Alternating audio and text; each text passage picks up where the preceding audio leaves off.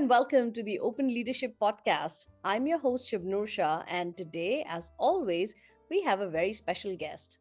In fact, our guest today is an Australian open source community contributor, commentator, and advocate. She is someone who in 2012 was awarded the Rusty Wrench Award from Linux Australia in recognition of her contributions. She has served in the board positions with community organizations including Open Source Industry Australia, Drupal Association, and the ADA Initiative. Donna is also the product owner for the Open Practice Library, the same one that we keep referring to always in our podcast. So it is my absolute pleasure to welcome to the podcast our special guest, my kindred spirit and my intellectual ally, who I have the pleasure of calling a friend, the one and only Donna Benjamin.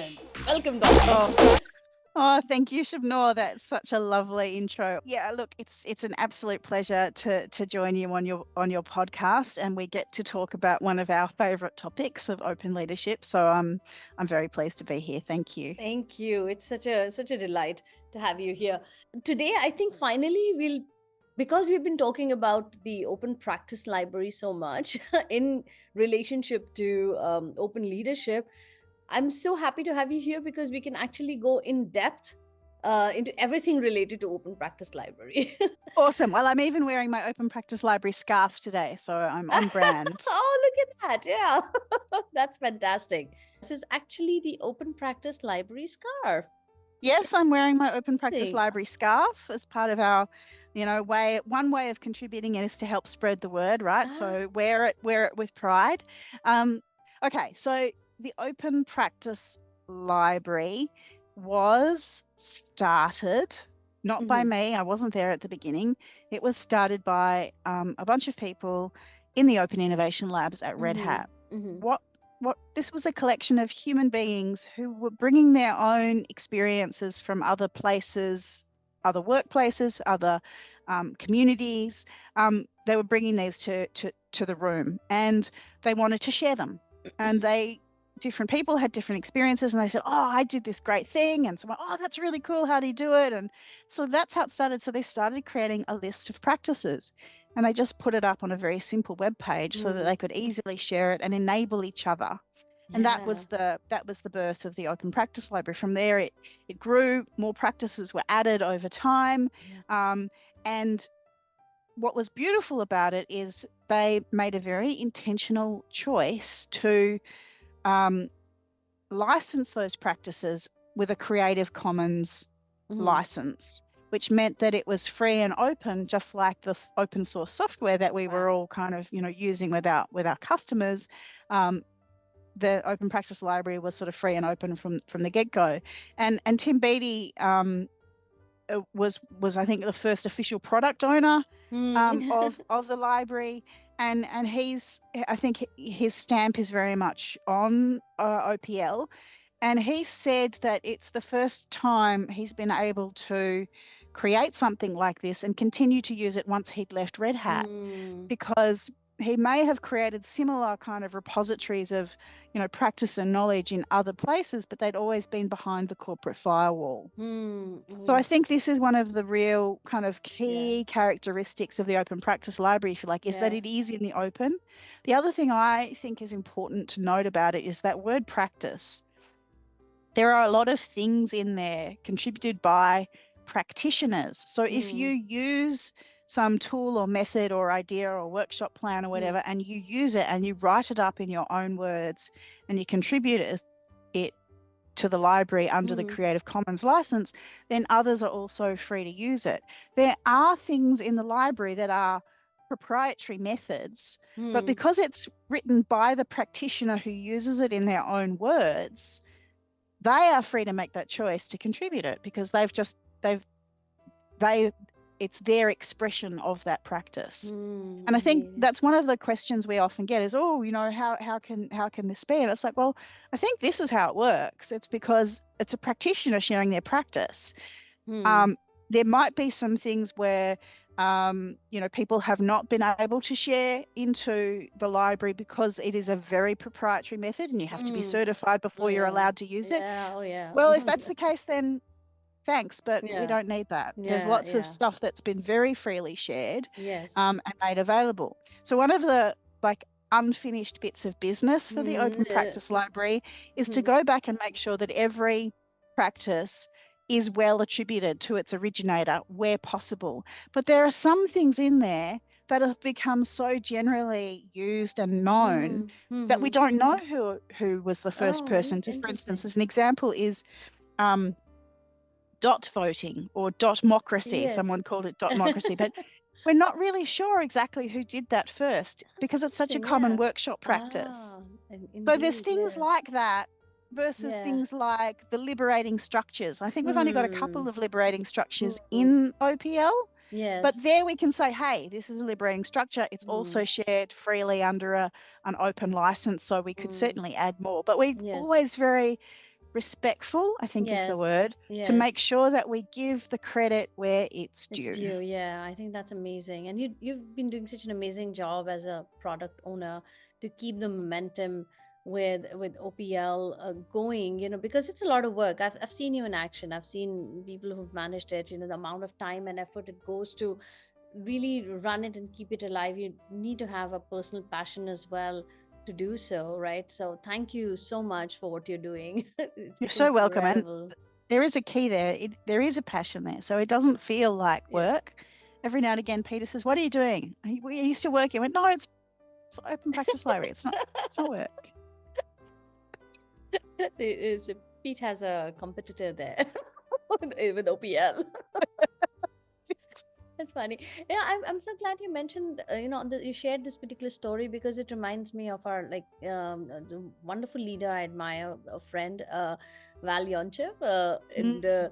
because what I learned from him was when he was talking about open practice library, he would always talk in terms of, it's really important that all the practices are present. And what he did was he said, like, everything that we do in the residencies should be available on open practice library. And I was like, wow, I mean, really, like, the whole model that we have created, people would pay for it, like, just to get it patented or copyrighted or whatever, because it's such a fantastic model. It's like you would want to hold it close to you, right? And then he was like, I don't care. It's like we talk about transparency, like we live the open organization principles, everything that we do, because our objective is not to hold that information. Our objective is to have our customers be self-dependent.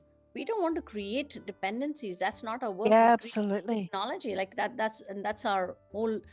I mean, that whole mindset to me was really mind blowing because, like I said, I used to think of myself like, oh, open and transparent. But I was so challenged by some of these new ideas, and I was in total admiration and awe of like the way everything open was being practiced at the labs. And this was one of it. Like every practice that is used in the residencies is there on Open Practice Library, and that's Yep. mind blowing.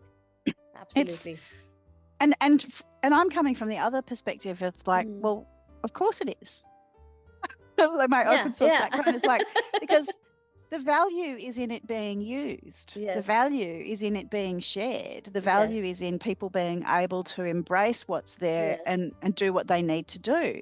If you've got it locked up so they have to pay you first, then you're the only person who's getting any Yeah, value yeah, out of it, right? It's yeah. like and I think there's this um this probably gets a bit philosophical and political, right? But this idea that, you have value by hoarding it rather than the Mm. value in the use of that thing. Yes, And I think yeah, Open Practice Library is a great example where the value comes when more people can use it. And if you're going to lock that away, then it's not reaching its full potential. yeah, yeah. You bet. I mean, anytime anyone has a doubt, I think this now I don't have any doubt about it, right? Like, but when we're having these discussions and uh if like we're talking about, well, holding on to information or letting go and knowledge and all of that, and I say, see, you don't have to look too far away. Just look at open source in itself and what it has done to the world around us.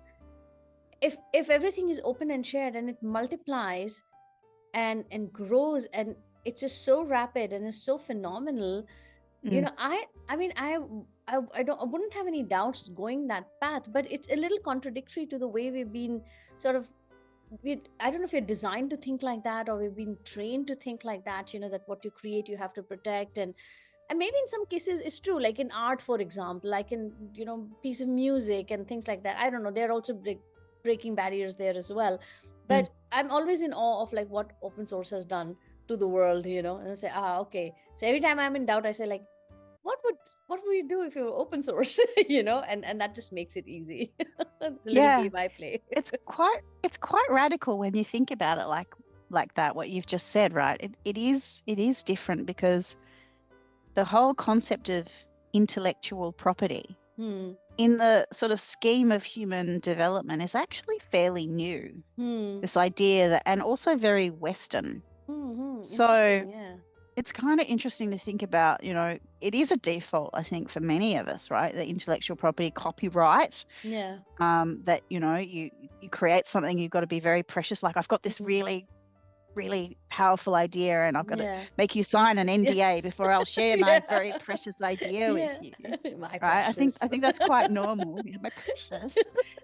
But on the other hand, it's like ideas are cheap. Mm. Mm. Implementing is Is, where yeah. is Yeah. is where the hard work Yeah. and the time and energy really Yeah. goes. You can Yeah. come up with an idea Yes. Yeah. through So some true. ideation Yeah. processes, right? But until you make that idea real, and maybe you're never going to make this idea real, you're just hoping Yeah. someone's going to pay you for it. Well, if someone else is doing all the hard work, maybe Yeah. they Yeah. should be paid for Yeah. it. I don't know. Yeah. But Yeah. I think these are good kind of questions to chew on. Yeah, indeed, indeed. Yeah.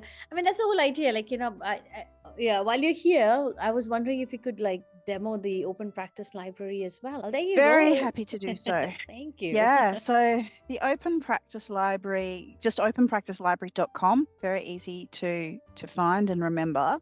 Um, it's built around this fantastic framework called Mobius Loop, developed by Gabrielle Benefield. Hmm. And she talks about there being these it's a continuum, right? It's a continuous, Mhm. never ending. There is no beginning and there is no end and there is no middle, but there is a flow and there are different areas in the Mobius Loop. Mm. So discover, decide, and deliver are the three areas of Mobius. We took Gabrielle's work, she released it under a Creative Commons license, and we wanted to extend it. So we added this idea of the foundation. And I talk about this as a socio-technical foundation because I like to think we need to keep it in balance. There are cultural practices and there are technology practices, and you need both to underpin the work that you do in to discover, decide, and deliver. And this is primarily around, I think that the genesis of this is around product development. You've got to have an idea, you've got to know why you're doing what you're doing and who you're doing it for. That's in discovery phase, and you've got to be clear on what outcomes you're hoping to achieve. Mhm.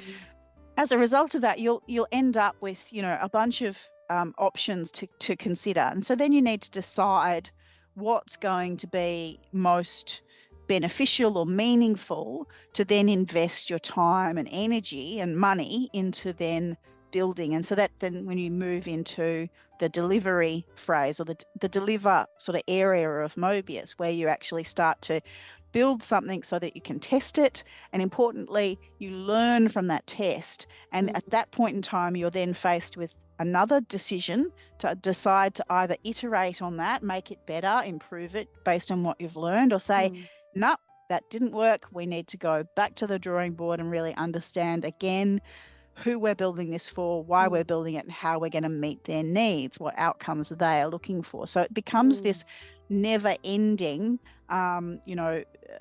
flow through these different areas. And sometimes it's why I've got the kickback back into doing more delivery, because you want to iterate on, you're onto something, right? So you want to then make it better and lean into ideas of continuous improvement. So that's Mobius. So in terms of when you visit the site, you can actually click on these different areas and it will then filter the practices Oh. based on snazzy. that area of the loop. So maybe you want to look at the foundation practices, and then you see, as I mentioned, liberating structures. 1, 2, 4 all is from liberating structures. I love this. So you then click in and you get to see the practice. What is it? Why do it? And how to do it? And then hopefully there's some usually there's some images on or videos to kind of help bring it to life, if you like. Yes. And then usually there's also some links at the end to go and find out and learn more. So that's it. So there's over 200 practices in the library now. Oh, that's amazing. And if I go back, you've got these filters. You can also filter based on these buttons. Or if you know the name of a practice, I've got to say this is not search. This is a filter. So if you know the name of a practice, so for instance, looking for something to do with team, I type in team and now it's brought up all of the practices that have team in the title. Or perhaps continuous is one of my favorites because there's so many of these. Continuous delivery, continuous deployment, continuous integration. They all happen to be foundation practices of technology foundation practices, right? So that's the sort of basis for it. A few other bits and pieces that might be worth having a look at if you're on the site. One other thing you might notice is when you click on these different areas, this changes too. So delivery practices focus on delivering the options you've decided on and getting feedback from users and stakeholders. What was the measured impact? What did you learn, right? This is foundation. Foundational practices focus on creating a team culture, collaborative environments, and technical practices. These support fast and iterative journeys through the other parts of the loop.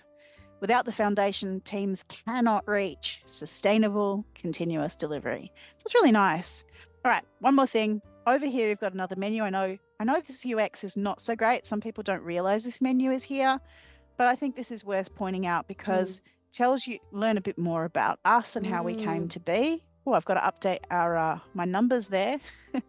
There's also a blog where there's all sorts of different things over time. So I think a couple of your posts are in here, Shabnor. Yeah. I think this one might have been one of yours. Yeah, definitely. The Red Hat Multiplier. Yeah. Contributed by none other 2019. than the one and only Shabnor Shah.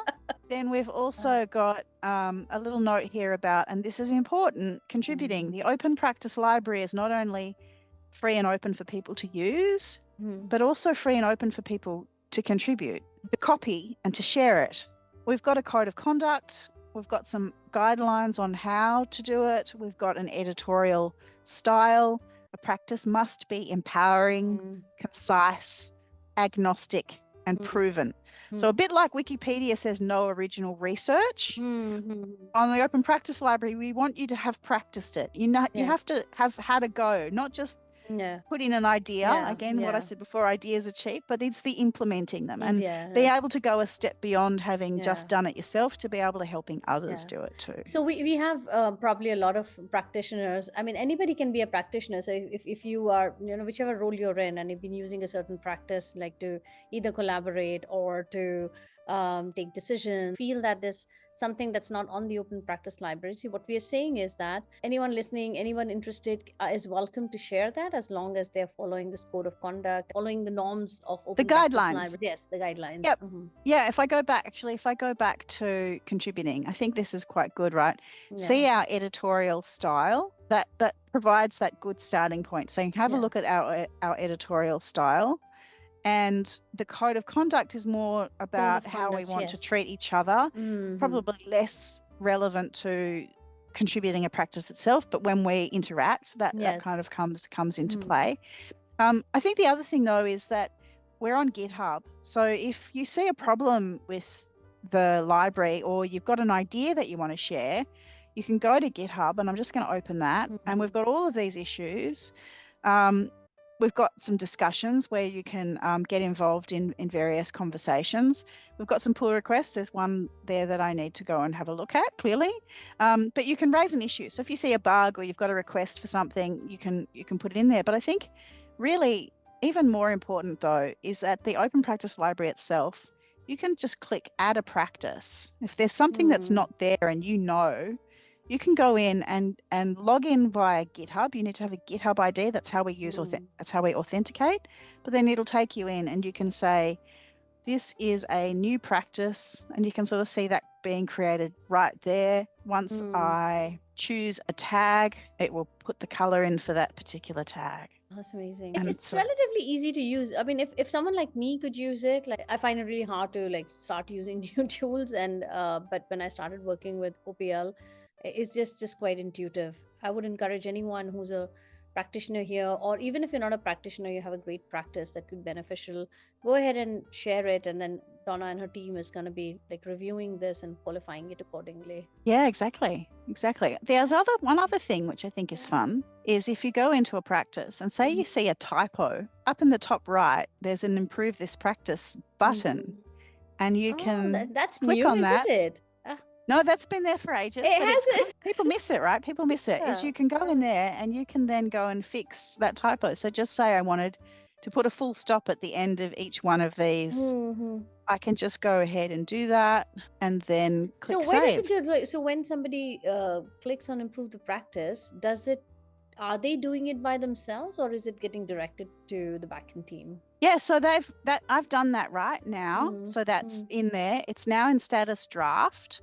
So if I now open a new tab and go to GitHub, it's created a pull request. Okay.